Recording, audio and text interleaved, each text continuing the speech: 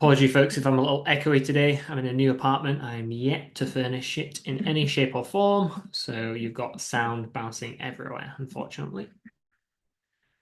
We're going to get started straight away, and clicking the wrong button here, and share my screen. So thank you again, everyone, for joining today's town hall. As usual, I'm going to start off with a few housekeeping updates before we get started properly. As you've probably already seen, we are recording this session and we are live streaming.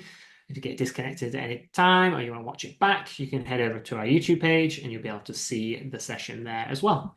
As always, we're going to start off with some company and product updates, and then we'll move into some audience Q&A.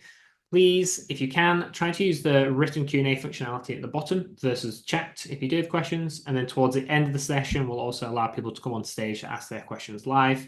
A lot easier if you use the Q&A functionality versus the chat. It helps us kind of keep track of everyone's questions and make sure that we reply to all of them and don't miss any of them. So that's it from me. I'm going to hand over to Pierre now, who's going to give us some updates on plans. Hello, everyone. Thank you, Miles. And thank you, everyone, for joining us on yet another panel. I'm going to share a few updates on billing. Now, those are two different initiatives. And the first one is announcing that we are launching the Mogul plan. You may have read some echoes about that launch from the press in recent days. So especially on short-term rentals and on other on travel, daily news. Damn, I don't even remember. But anyway, it's a long time coming. And I think now we want to be able to serve our property management customers a little bit better by offering them a core feature, which is owner statements. We have been announcing actually in the past few weeks that this is now under an available trial, under an available pilot. So you can today try out owner statements. Unlike many parts of the product, at this point in time, this is still sales-led. So that means you need to get in touch with a salesperson that's going to assess what the best way to set you up for success on that feature, on owner statement, and test it out on a sample of properties. What you have instead, not testing it on all the properties, but you have an unlimited trial. The idea here is that we want our customers, especially at an early stage, of that Mogul plan, to be also design partners and help us with their feedback on building a stronger product. Now, at one point, we hope this is going to be a fit for you and you will want to roll out owner statements to all of your properties. And so at that point in time, you can reach out to your favorite salesperson. That will be the one that set you up on that private pilot. And you will be able to convert your subscription over to a Mogul plan. We are currently offering to lock in on the launch price, which is $99 for the first 3 properties, and then $30 per active property. Why do I say it's the launch price? Because we believe we're going to create something rather compelling over time, and I think within the next 3 months, on $30 per active property per month. And we believe we're going to create some compelling value in the coming month. So there are plenty of things that are on a roadmap for Mogul, which is basically first having to do with owner statements. And one of the most requested feature is obviously going to be related with accounting integrations. Now, we believe we're going to be able to have an update somewhere in the middle of September around that, depending on how we're going to implement it. We are going to be releasing those accounting integrations for QuickBooks Online, Sage, and Xero, which are basically going to be covering a lot of the market. There is someone in the chat that currently is asking for Stessa. Very interested about it. We can look into that, but that will be coming in a much later stage. Managing payments with owners is something that we shared already on that fantastic owner statement Q&A with Emily. That basically is our ambition to be collecting, basically paying out your owners and collecting the fees from your owners, depending on your setup is like. There's also quite a lot more features that we need to implement on owner statements, such as advanced revenue recognition, such as prorating per number of days, and including more items that are part of your income as a property manager. There is also a second order of feature requests of things that we want to include into the future Mogul plan, which is that's to do more with your brand. We have heard plenty of times at this point the need for more personalized, more adapted email templates under the Mogul plan. With this contemplated development, you will be able to do so. You will be able to send emails to your teams, including to your owners, from your own email domain. So that's really something that will require a bit of a setup, but that will also allow you to have your guest portals and your owner portals, because of course we're going to need to have an owner portal under your own URL domain. So basically your identity on those owner statements, on the portals, will be that of your own company. There is also an AI component that is about brands, because brands is not about logos and domain names, it's also about tone of voice. And so we will allow you to control how you would like the AI to generate messages across your entire user base, across your entire users, across your entire host and host accounts, to basically make sure that the AI is going to be generating messages that are sticking with whatever tone of voice you would like to have. We just chatted a little bit and just wanted to add that on our radar, there is also the ability to do some specific AI training per property. There is plenty that Nick will be announcing a little bit later related with how we can generate more accurate replies. But one part that's very important for us as well is obviously be able to make sense of all the history of conversation that you have on a per property basis, so that without having the need to specifically document or write out how the AI should be responding on a specific subject, we're able to figure it out based on the knowledge we already have from previous conversations. So that's it for the launch of Mogul. You can go and reach out to sales@hospitable.com to get access to a new pilot for trialing owner statements, which will be the best path towards the Mogul plan. Second initiative that we're having today is about annual. That's something that also was requested for a long time, and now we have been testing it out, as you may have seen maybe on social media. And so we are now getting the words out. You can now opt for an annual subscription instead of a monthly subscription if you are currently on a professional or upcoming Mogul plan.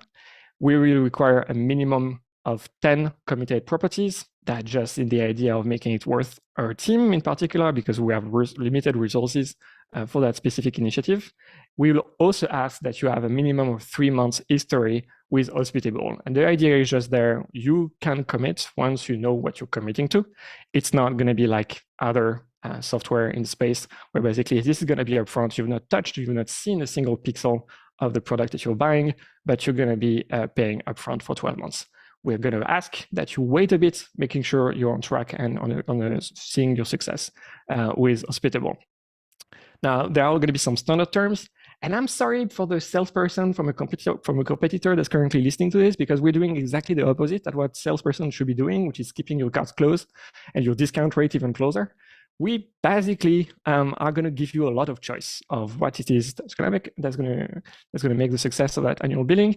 And yeah, no secrets in particular. You are the one that's choosing how many properties are going to be committed. It's not going to be 50 properties. You may have 50 properties, but you can decide to only commit for 25 because that's what makes the most sense for you on a year-to-year basis.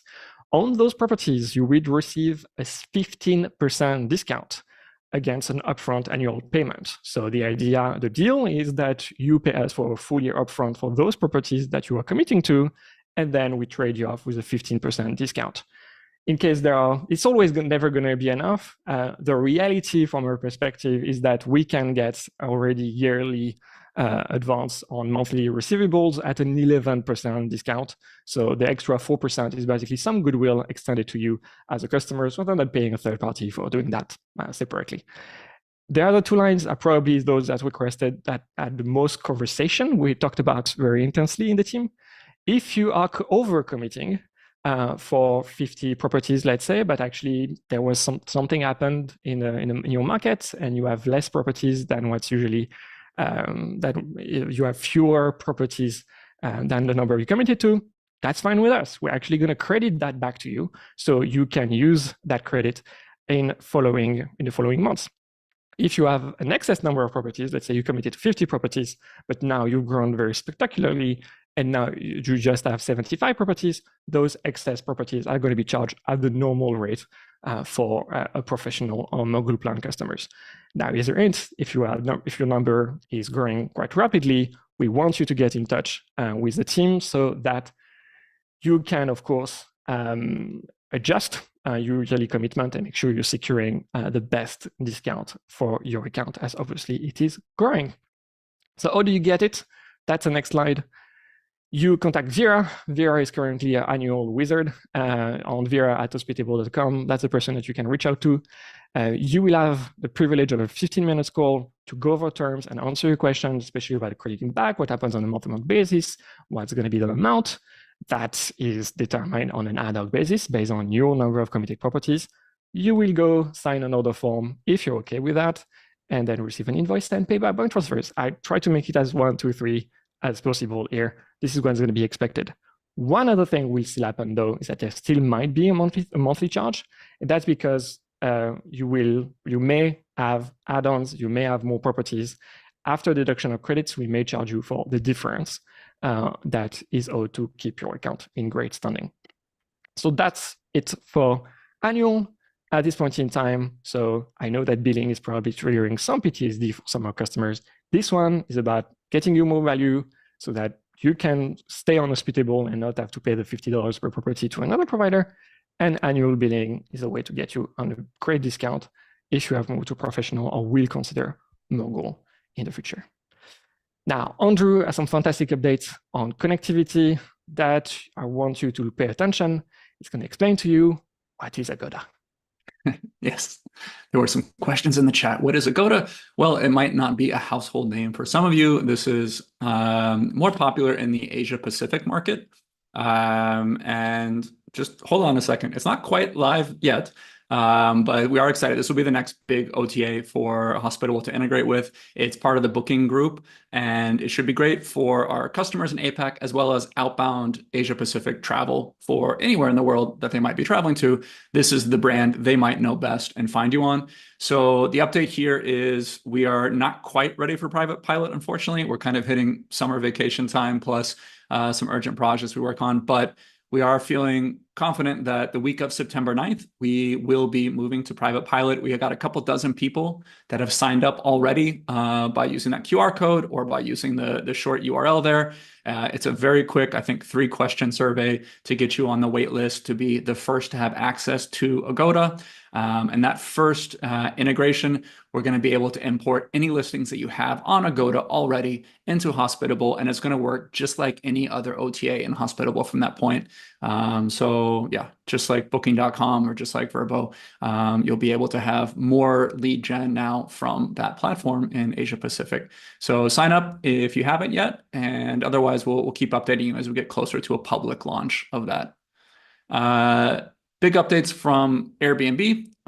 So if you were here, I think 2 town halls ago, we first introduced you to the changes that are happening there. So we've been really encouraged by the progress that Airbnb has been making with their platform and the way they approach their stakeholders. This is something that Hospitable has been advocating for over a long time. If you're familiar with our history, we've had unique access to a special integration scope for a long time in a way that we felt the industry should move towards. And Airbnb is responding to that. And so what we're seeing is they've started to share this operational scope that we've had for a long time with other vendors so they can have specialized use cases, not have to build out a full property management scope integration into an OTA. So that's been encouraging. At the same time, they've been making it much easier to be a property management software integration to Airbnb by meaning you don't have to take over the scope of every single thing on Airbnb, which locks up your roadmap and makes you just keep up with them. So really encouraging things. And it's aligned with where Hospitable is moving as far as becoming more of a property management software. We've always considered ourselves kind of a light integration from that sense, but we're moving more into that PMS kind of scope. And Airbnb is right there with us. So coming up, if we can go to the next slide, starting in October, we're going to be moving all of our connections with Airbnb to a full PMS scope, and there should be very little difference from many of you. Okay, so that's going to be just a migration that Airbnb does for us. Everyone's going to get upgraded to a PMS scope. What you're going to see happen is Hospitable now will have the master control of your calendar, which is where we should be. We should be the single source of truth for you. you're going to now manage your prices and availability, including your availability rules, all on Hospitable. Those will be kind of locked off from Airbnb because we need to be that source of truth. The only changes you might see in some regions, and we're still trying to lock down exactly where, is you might see your service fees change to a host-only fee. But so far, that's not happening in North America. That's not happening in some of the EU where we checked. You should still have control over whether you want a split fee or host fee with Airbnb. But we'll get more updates on that as we keep rolling out through private pilot and getting more data on that. So yeah, a lot of advantages come from this. You'll see that we're able to do more of the capabilities on OTA platforms, not just Airbnb. So as we're updating for things like this Agoda integration as well, we're becoming more and more like a PMS, and that's going to help us do things like acceptance and alterations on Airbnb. We're going to have new availability rules that come out as part of this update in October, and it just makes things a lot simpler for us to work with Airbnb. We're no longer an exception. We're the norm for them. And so I think you guys will have better support, we'll have better support, and we'll be able to do some interesting new things.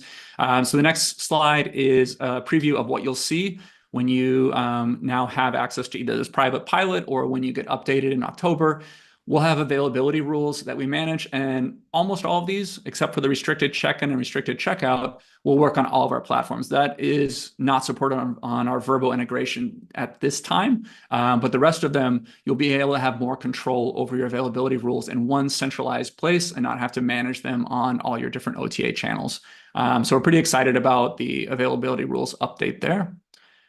And yeah, for those of you that are using another PMS, if you're using Hospitable to supplement maybe the messaging capabilities or the AI capabilities of another channel, you will not get migrated in October when we make the big switch. The only difference you'll see is you will not be able to manage availability from Hospitable. That is the way it should be. Your PMS probably already told you that you're using, that they are the source of truth. So if we're not the PMS for you, we're a secondary connection, this operation scope connection, you will not be able to manage the availability there anymore.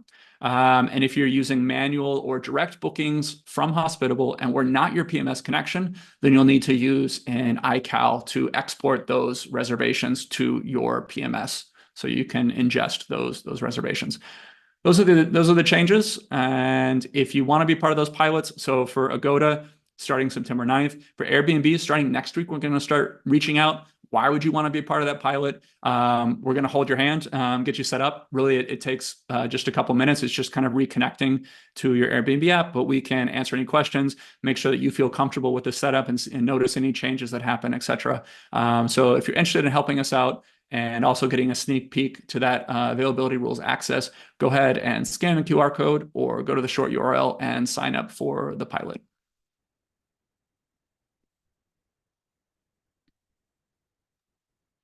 Nick? Yes. Hello, everyone. Let's talk AI. Last few town halls, the focus has been on the Knowledge Hub. So recap for some of you who might not be too familiar or at all with the topic. The Knowledge Hub is a way for you to add more information, more knowledge for Hospitable's AI to use to generate messages for you in the inbox. The Knowledge Hub lives within each properties page within Hospitable. And in there, you can, for now, upload PDFs such as your guidebook or a policy manual, anything that has information about how you do things at the property, your expectations, how to operate things, noise policy, smoking policy, whether pets are welcome, and if there's a dog living in the yard, what to do, and so on. Anything that might not be immediately available to the AI from your existing property details, for example, or the existing conversation with the guest in that booking, you want to add, sorry, Miles, go back. You want to add to the Knowledge Hub. And why? Well, to make the AI generated messages more relevant. The AI will guess, will hallucinate if it doesn't have the information it needs to come up with a relevant answer. And the other reason is that we are, as discussed some months back, working towards an automated inbox where the AI is capable of really taking over and starting to answer more and more messages automatically on your behalf when there's enough confidence and trust that it has everything it needs to be able to craft those messages. So the Knowledge Hub is a very big step towards that. It's all about saving you time in the guest communication. And yeah, now I'm happy to report that after several weeks, or what is it, a month now, in a rolling beta period, now it's available for everyone. So you have no reason not to add some additional information now in the Knowledge Hub. Please go and do so now, because there's only upside for you. The messages will get better when the AI needs more information from you. And speaking of, how do you know if it's actually working for you? Well, now in the inbox, if you've imported something into the Knowledge Hub, and when using the suggested AI feature in the inbox, if the AI has actually picked up on something that it deems useful or relevant to the message that it's crafting, you'll actually see a little indicator that it has used the Knowledge Hub. If you've not imported anything, you'll see a different indicator that you can click on and actually start importing things. But this is a way for you to kind of see on demand whenever the Knowledge Hub is being successfully used. So sticking with the theme of the Knowledge Hub, a few weeks back, I noted that we're in talks with TouchStay to have a seamless integration so that you don't need to be uploading your TouchStay guidebooks as PDFs. You'll just be able to have them integrated behind the scenes automatically. We import all the knowledge from the guidebook and the AI just uses it. We're pretty happy to report that we've kind of settled on a very magical experience in collaboration with the TouchStay engineers. You won't have to do anything, literally. If you're already a TouchStay customer and Hospitable customer, and you've integrated TouchStay already in Hospitable, it will just work for you. It will automatically be imported. Nothing else needs to happen. We're very happy with that, and we're happy to start a private pilot in about 2 weeks' time. Next, let's talk about some more things about Inbox AI. So first of all, what you're going to start seeing from today is whenever you generate a new AI message in the inbox, we have a little now feedback section in the corner that you can use to give us feedback on the spot about that specific AI message. And in particular, what's not great about it, right? You can give it a thumbs up if you really like it, but what's more valuable to us is if you give a thumbs down, we'll pop up a very small survey. It's really one text box for you to be able to give us details about why you feel that particular AI message was off the mark or like just downright wrong. We've already been keeping track of this kind of information, but in a very kind of ad hoc manner. This is going to be coming very directly to us and straight from you, like from your perspective of like what can be better. Whereas before we were either through interviews with you or through tracking things on our system, we were kind of trying to reverse engineer what things should be, what should be happening on the AI side. Here, you just tell us, and we're going to work on that. And apart from that, some more changes I want to talk about in the inbox. There's going to be a heavy focus this week, starting tomorrow and into Friday, for AI specifically around the inquiry stage. I'm talking about the AI suggesting or offering your address or phone number when it's not even the guest hasn't even accepted the booking. I'm talking about if the guest is asking for availability, the AI actually, like it's an inquiry, the guest asks, are the dates still available? You obviously want the AI to respond in a correct manner. For example, somebody else might have booked in the meantime, but the AI says, no, it's still available. This should no longer be happening. More inquiry stage or just pre-booking stage in general, context awareness. If you have pool operating instructions and the guest asks in an inquiry, is the pool heated and available during my stay? You don't want the AI saying, yes, and here's the steps that you need to take care when entering the pool. That's irrelevant. They haven't even booked yet. So those sorts of things we're looking at this week. as well as an overall kind of quality improvement to the AI that you should look forward to. And why the inquiry stage, Miles, next slide, it's because we are doing something very new. Hopefully by the end of the week, what's going to happen is all inquiry messages, all messages from guests in the inquiry stage will have the AI prepare the message for you, and it will be waiting for you in the inbox already. So you no longer have to click the button for those particular stages to generate the AI message. This is very exciting for us. We were aiming to get to this at some point, so it's very cool that we're able to do this now. We've reached a point where we're pretty confident with where we're at and where we're heading in terms of improvements with the AI. One thing to note is that there will be a 1-minute delay to allow for multiple messages to build up from the guest. We just don't want to be generating like within 1 second or within 5 seconds a reply. But within a minute of a guest sending you a message and they haven't booked yet, in the inbox, when you go there, when you go to the conversation in the app, you should have the AI message waiting for you to either send as is if you're happy with it, or change it or write something else. We're not sending anything on your behalf. Don't worry about that. This is a passive feature, but we're super excited about that. Yeah, please keep the feedback coming. Really looking forward to rolling this out for you this week. Cool. I'm back to talk about Direct now. So several quality of life improvements, small, but in the aggregate, they're nice.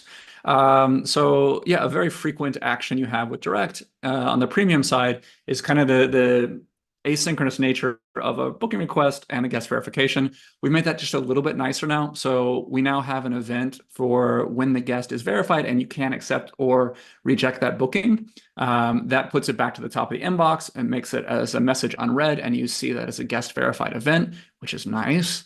We also are now hiding the accept button until you can actually accept. You can reject at any time, right? So if you don't plan on taking the booking, you don't need to wait for guest verification. You can always reject that as a premium reservation. But yeah, we always had that accept button, even when you couldn't quite click it yet. Sorry, it took us so long to get there. That's been done now. So it should be a lot more intuitive now. We're letting you extend the grace period from the inbox now. The grace period is what happens with payment terms. If you have someone that's failing to make a scheduled payment, you've set up in your booking policies the amount of time you're willing to give them to change credit cards, to get their balance in order, whatever, to make that payment before you need to cancel that booking and clear up your calendar if they can't make the payment. So now we'll let you extend that from the inbox, so you can keep that reservation open if you believe the guest is making a good faith effort to get back in compliance with your payments.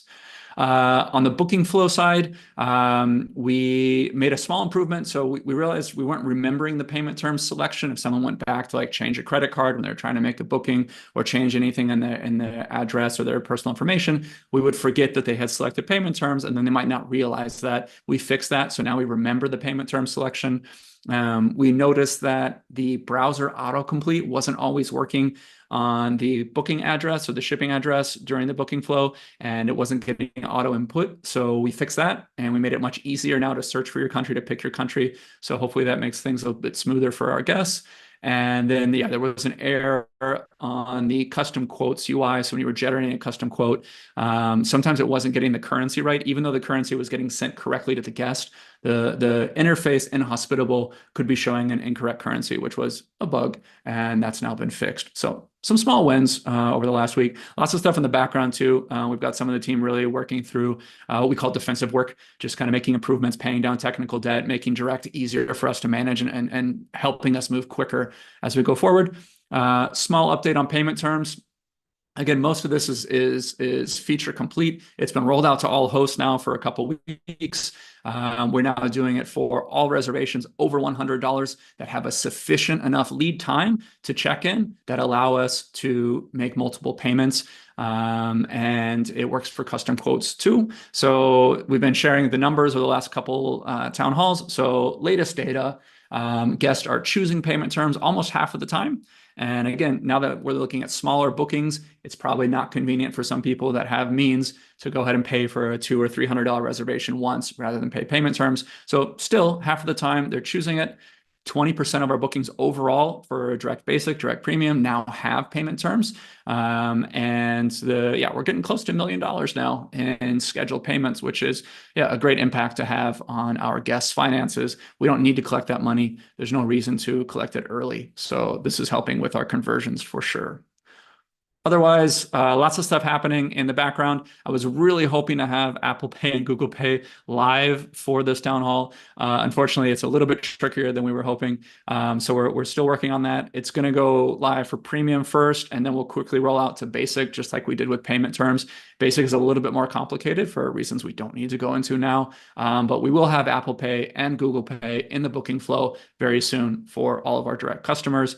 The next one after that is going to be pay by bank, where we can really reduce those interchange fees by offering a non-credit card channel, letting people with a long enough lead time or a recurring payment schedule where they're staying for a midterm booking. We want to take those on what we call ACH rails in the industry. That'll give us a much cheaper transaction cost, and we want to share that with everybody involved, the guests, the host, and Hospitable. Moving forward.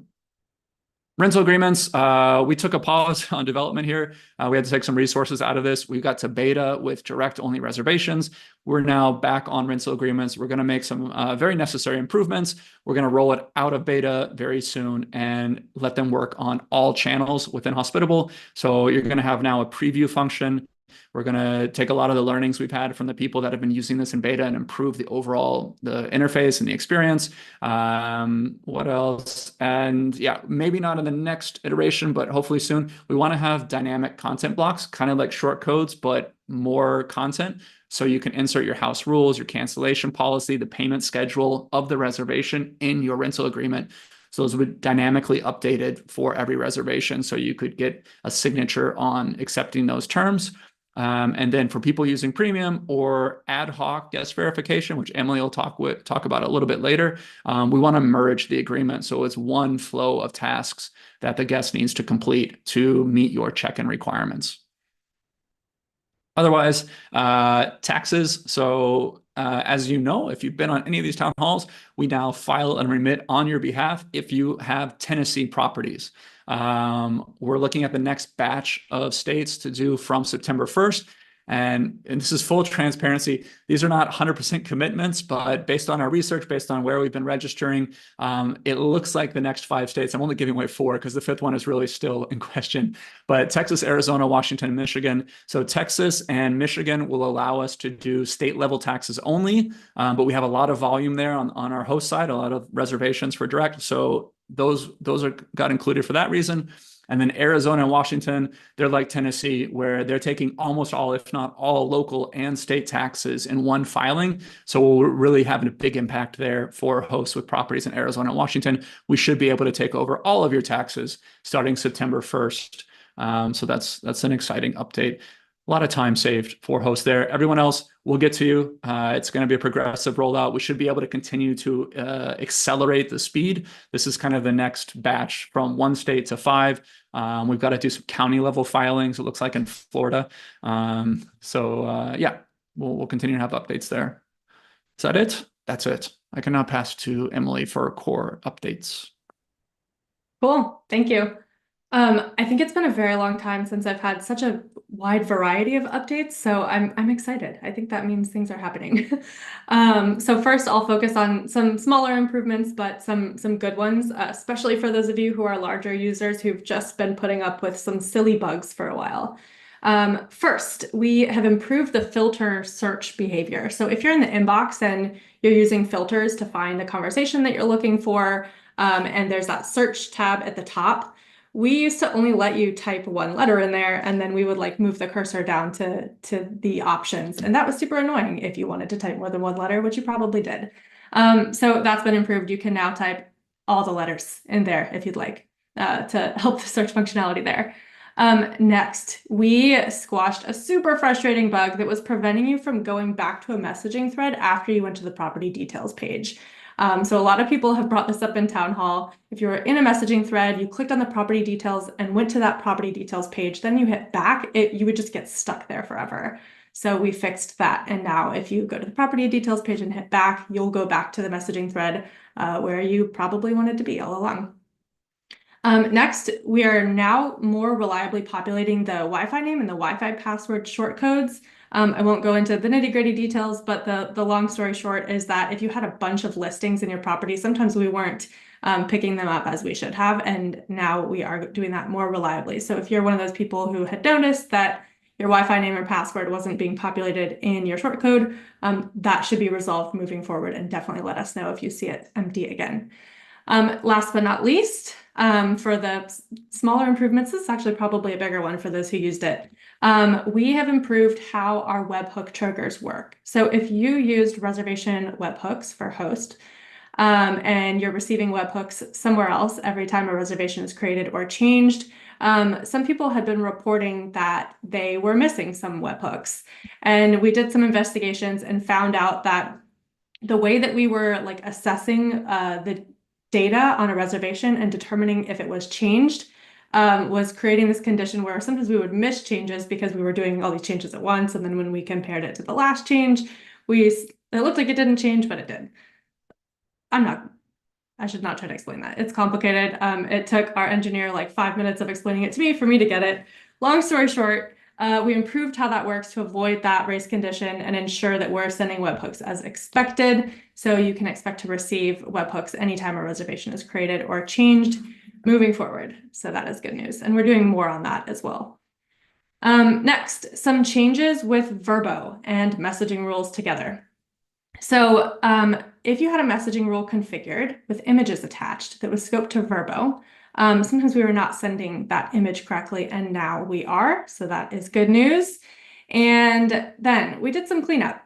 Some of you who've been customers for a while might remember that we used to allow you to automatically pre-approve Vrbo inquiries. That feature has been deprecated for some time because Vrbo did not allow that anymore. But because we hadn't properly cleaned that up, introduced a bug where sometimes we weren't responding automatically to new inquiries if you had a messaging rule configured to do so for a Vrbo reservation, for those of you who had used that old feature way back when. So that is now resolved. Doesn't matter if you've used it before, it's fixed. We've done some cleanup there. So if you've had a Vrbo reservation, your new inquiry message wasn't going out, that was probably why, and that is now resolved. Okay, next. We have recently implemented a pricing breakdown when you're creating manual reservations. This is exciting for a bunch of reasons. If you remember before, when you were creating a manual reservation, you would give us the information about the guest, and we'd only ask for one piece of pricing information, which was called the total. Well, that's not super helpful, not helpful in metrics because we don't know like, well, what was the cleaning fee? We don't know. We just have one number and it's called the total. So it wasn't great for metrics, and it really wasn't great for owner statements because we need to know all the different pieces so we can know how to calculate your commission. So we made a big improvement to manual reservations, and you can now give the very detailed pricing breakdown for the reservation when you create it. So the way that this works is when you go to create a manual reservation, we're going to suggest pricing for you. This is just pulled from like whatever your nightly rate is and any fees that are set on the property details. Those are just suggestions. You can change them if you'd like to whatever it is you want. If, for example, this is an owner's stay and you don't want to charge any accommodation, fine, set that to 0. You have full control there. You can also, at your leisure, add discounts and fees if you'd like. So in my screenshot, I've added a family and friends discount of $50 off. Again, you really do have kind of full control with how that is priced, but we will make a recommendation for you. Another thing to note is you can also edit older manual reservations. So this is important for any of you who are already using owner statements or who want to make an effort to get your metrics in good shape. If you have a manual reservation that's already checked out, that's okay. You can go in and edit it and add this breakdown. What we'll do in that case is if it had a total of $100 or whatever, we'll kind of automatically put that in the accommodation, but then you can kind of break it out as you so desire. Okay. Next, let's move on to owner statements. So I'm not going to go into as much detail in owner statements today as I have in the past, because we've done that the past couple town halls. And also 1 week ago, we did a pretty detailed Q&A that if it's available, maybe the link can be dropped in the chat. It was recorded. But the purpose of today is to say owner statements are live. If you're interested in trialing this feature, you can do so now by contacting sales, and I'll have a QR code a little bit later. But for a brief overview of what it does, we have a really quick setup process. So to onboard to owner statements from 0 to statements, it's really quick. You can get set up in just 5 minutes if you have your information ready. You'll be adding owners, assigning properties to those owners, creating a commission agreement, which we've added some more granularity to recently. So you can set accommodation commission by the platform. You can define commission for each individual fee if that's something you need to do. We'll generate those statements for you automatically. You can add transactions. So if you've bought paper towels and you want the owner to pay you back for that, you can do that and publish and download statements. We also made a couple of improvements in the last week. So those of you who are already trialing this, Miles, if you could go to the next slide. Those of you who are already trialing this, thank you so much for giving great feedback. We've made a change this past week where we're not going to be showing canceled reservations anymore if there's no revenue. So the idea a reservation was canceled, they got a full refund. There's no reason the owner needs to know about that or for that to take up space on your statement, so that will not show. But a canceled reservation that did get revenue because you didn't refund them in full, those will still show because you'll make commission off of that, and your owners will also earn something from that, so that does become relevant. We also fixed a bug where some Vrbo reservations were not showing on the statements. So thanks to those of you who are using this who already helped us find those issues and fix them. Next, Pierre mentioned this a little bit in his first update, but we're working now on more advanced revenue recognition options. So right now we're going about it in a very simple, but it is an industry accepted way to do it. We're recognizing all the revenue on check-in date. So if your reservation overlaps months, maybe a little bit in August and bleeds into September, we would show that on the August statement and recognize all of the revenue in August. Yes, that's an acceptable way to do it, but if you have longer bookings, more midterm stays, maybe going into months, it might be kind of confusing because you might have a statement that has no reservations when in reality you had someone staying that whole time. So we're working on a way to recognize revenue in a more advanced way so you can prorate the actual accommodation and then in turn prorate the commissions and the earnings as well. So stay tuned for those updates. Next slide, I have a QR code. So if you're interested in trialing this feature, scan this. It'll get you into a meeting with our sales team and they can give you a trial of the feature so you can play around with it. The feedback so far has been really great. Really excited to see people actually using this. So yeah, sign up with that QR code. Speaking of QR codes, another QR code. We are now supporting a new smart lock. So this is in private pilot right now, so it's not available to all. It's TT lock. This has been a big request in the past. If you use TT locks and want to participate in this pilot, please scan that QR code and sign up. We're just going to ask for the email you use basically and some information about how many locks you use, how many properties they need to be connected to and stuff, so we can choose pilot participants. We need more pilot participants to feel confident about moving forward. We have a group right now. So far, everything has gone really, really well. But before we launch that to a wider audience, we'd really like to see some more people with maybe some unique scenarios participating. So please scan that QR code if you have a TT lock that you'd like to pilot with. All right, next, ad-hoc guest verification. So first, before I dive into this, we are hosting a Q&A next week on Wednesday, same exact time, to dive into this in a ton more detail. And we're also having Ella from AutoHost, our partner who's helping us with this, join that Q&A as well. So I will go over it. I'll talk about what it does, but if you really are curious about the nitty-gritty, please sign up for that Q&A next week so that you can learn a little bit more. So our ad hoc guest verification feature is now in a private pilot. The purpose of this is to allow you as a host to verify guests on any platform. So this is not just for direct premium. This is any platform. So this could be an accepted reservation on Airbnb, an accepted reservation on Vrbo. You can actually go request additional verification from that guest in addition to whatever the platform has already done, if they've done anything at all. You have full control as well. Right now, we're offering 2 different checks. We do identity verification, where they have to scan their ID and take a selfie. It'll be matched and run through things to verify it. And you can also add on a sex offender check as well to check them against the US Sex Offender Registry.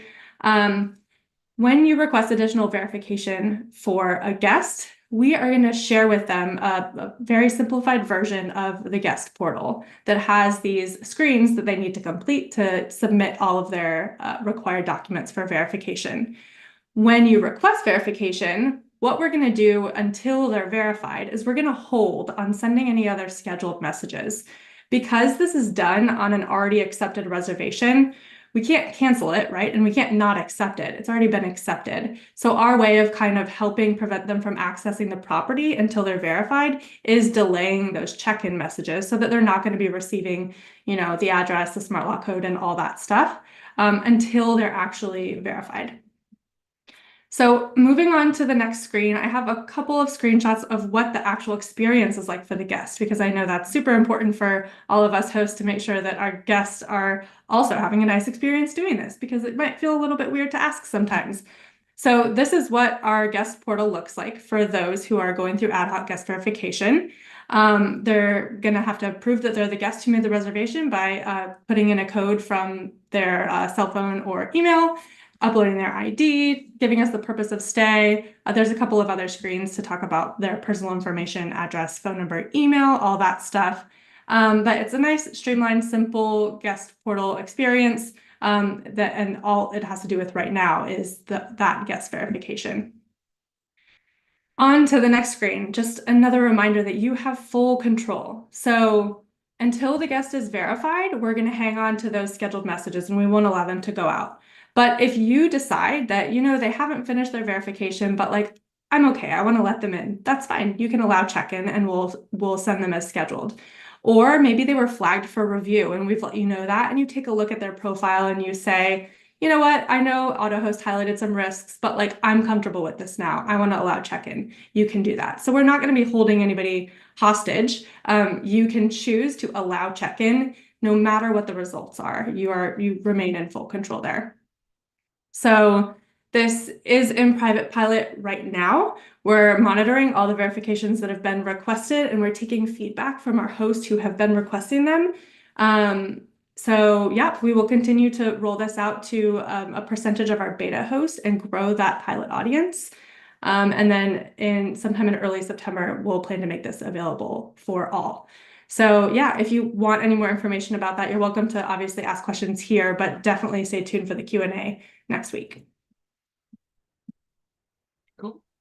Thank you very much, Emily. Awesome. So just a final call out after the product update section. If there's anything that you feel that we've missed, any feedback that you want to get heard, any ideas that you want to upvote, please do head on over to feedback.hospitable.com. You can scan the QR code to head there. There's obviously loads of great feature ideas there as well. We're always happy to see upvotes to help us choose what we develop next as well. And then just moving on to a couple more updates from us. So as always, we've got a growing list of roles that we're hiring for. We're looking to grow the team. So if any of these roles stick out to you, if you're interested in joining the team at all, please do head on over to our careers page. If you head to that shortcode or scan the QR code, you'll be able to find all of our current listings there, and you'll be able to kind of dig into the requirements that we're looking for.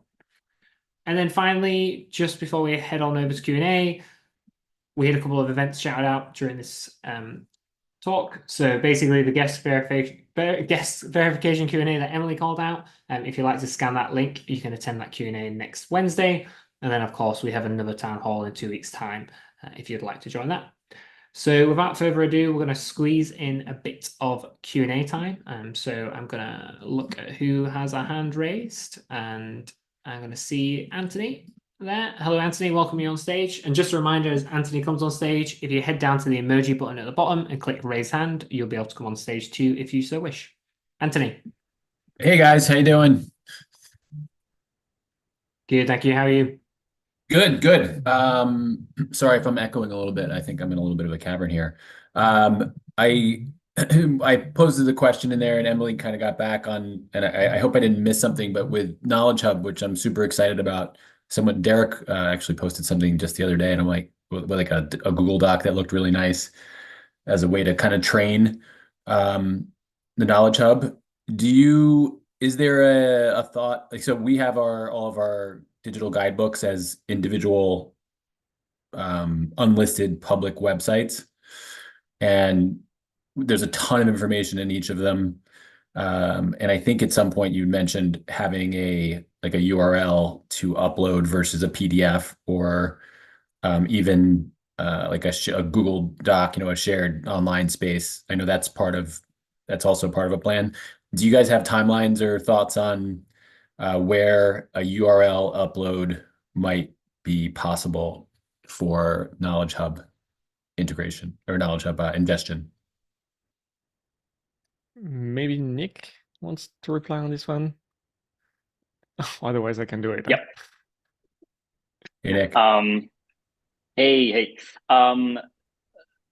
I'll go kind of from the sidelines and then into the core of the question. So what we really want to get to is having Hospitable as a source of truth for all of your property data. Part of that you're seeing in our strategy with the PMS scope on Airbnb, but we're also moving towards that with, for example, the Knowledge Hub. We want to get to the point where you add the data once and you can then manage it gracefully within Hospitable, and that is somehow populated out into whatever other outlet you want. So maybe send it out to the guests as well somehow. That being said, yeah, we're working towards that, and there are several steps along the way to get to that point. Importing from TouchStay is one, because it's just a very nice integration. We will look at maybe maybe one or two other kind of sources that will cover maybe like 80% of use cases, something like that. URL imports were very much early on our roadmap, kind of planning for the Knowledge Hub. I don't have a timeline for you. It's a matter of how quickly we can get a great experience in within the app itself for managing the Knowledge Hub. So right now you can import the PDF, you can make changes and you can delete things, but then you need to re-upload.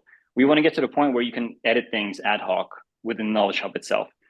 Once we've cracked that, I'm a lot more confident of opening it up to more import sources, because then you can manage it, like I said, more gracefully, more naturally within the Knowledge Hub itself, rather than having to keep a source synchronized always externally or having to re-upload. So long story short, I don't have a timeline for you, but we're putting the pieces in place basically day by day. And in the coming weeks, there should be an answer, a more concrete answer for you on that topic. Cool. Sounds good. Love the work. Thanks, guys. Thanks, man. Cool. Thank you. Okay, Miles, if I can, because there's a related Q&A question, I'll cover it straight away. So Sukrit asked, trying to create a FAQ section in the guidebook from previous messages answered. Is it possible to collect all previous replies and do something with that? Can I add that FAQ in the guidebook to be able to use the AI? So we want to get to that anyway. Yes, you can right now basically do whatever you want to upload to the Knowledge Hub. You can do some manual work to just have some frequently covered topics from past conversations. Right now, we don't have a way of surfacing that for you really well, but that is actually very much on the short-term roadmap, and in kind of two ways. One way, actually parsing the message history from past guests and somehow giving you insights into what was asked most frequently, perhaps giving you a way of updating your existing messaging rules to reflect that. And then the second part is obviously just having the AI be able to pick up on any past messages naturally that are very much relevant to the message being written right now, And that one actually wouldn't need any sort of import into the knowledge hub. It would just work. No additional step needed from you. So that is on the short-term roadmap. Look forward to that. You can take steps on your side right now to import some things to the knowledge hub, but this is coming in a just sort of behind the scenes, it just works kind of fashion soon. Cool. Sounds good. Thanks for pulling that out, Nick. Okay, inviting on stage next, Pedro. Hello. Hello there, Pedro.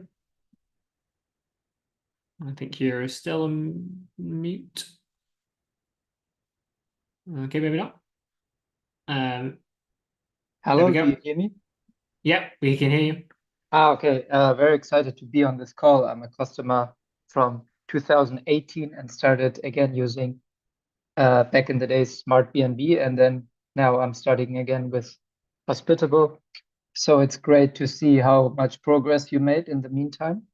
And it's my first call with you, so maybe this question is redundant, but in Germany we need to file like a guest form where the guests also need to sign, upload ID, stuff like that. We are required to do this by the German government.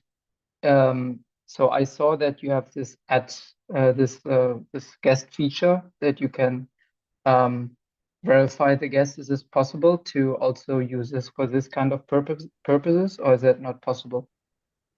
Thanks, Pedro, and yeah, welcome back to Hospitable. It's not something we're going to have out of the gate with the current ad hoc guest verification.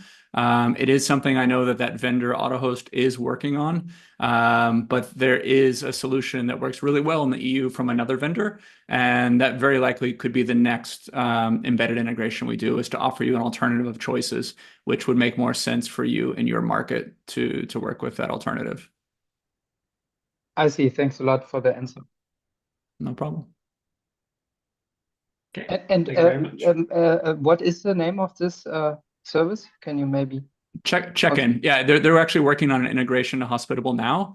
It's not the kind of embedded integration that Emily was talking about. It's just a normal integration from the App Store. It's not live yet, I believe, but they're called Check-in, CHEKIN, and they have a really nice authority reporting feature specifically for the EU. Yeah, I know them already. Thanks a lot. Yep. Cool. Okay, thank you very much, Pedro. Okay, we have a few more minutes left, folks. If there's anyone else that'd like to ask a question, feel free to use the react button and raise your hand. Also, team, if there's any in the Q&A that you'd prefer to pull on stage, open to that as well.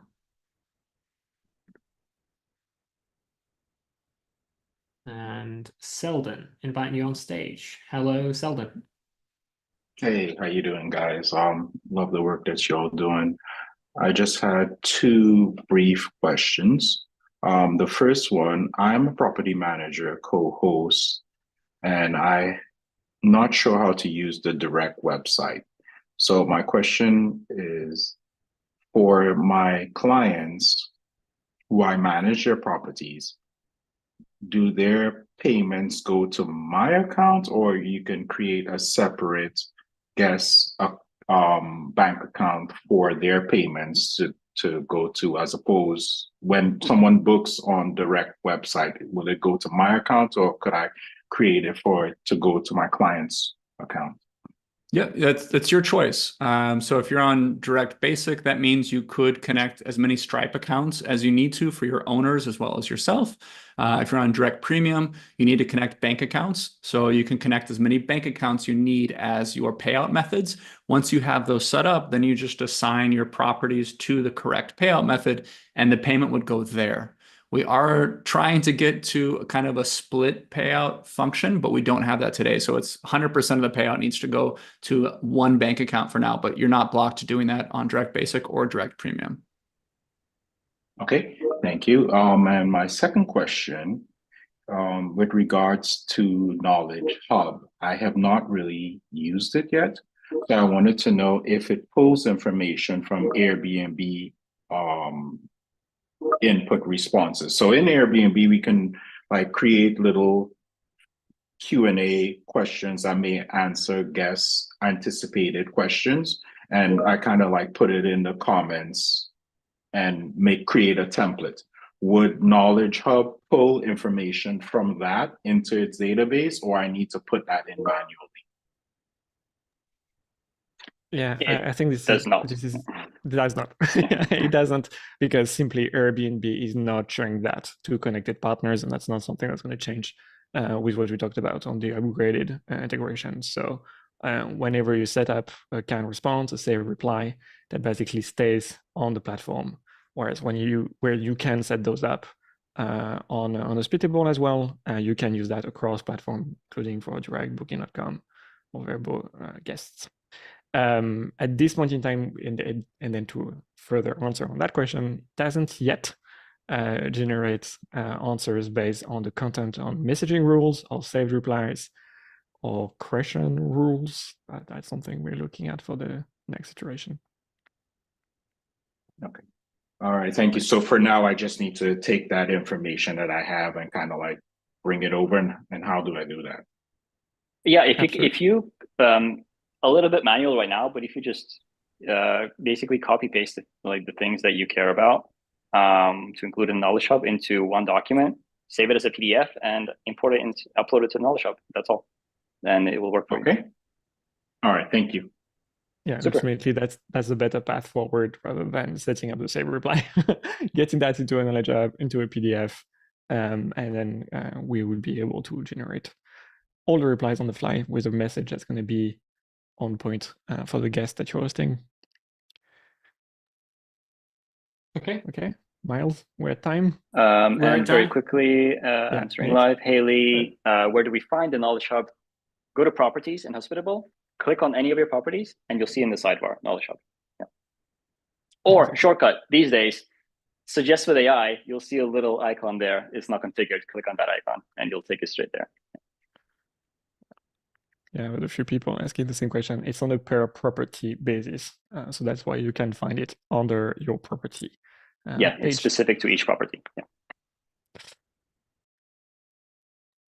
Yeah, I mean, we did go through a lot, 48 minutes of just product updates. So I'm sharing some highlights. We're going to share those in any case on our Facebook group, Hospitable Host, in a little bit.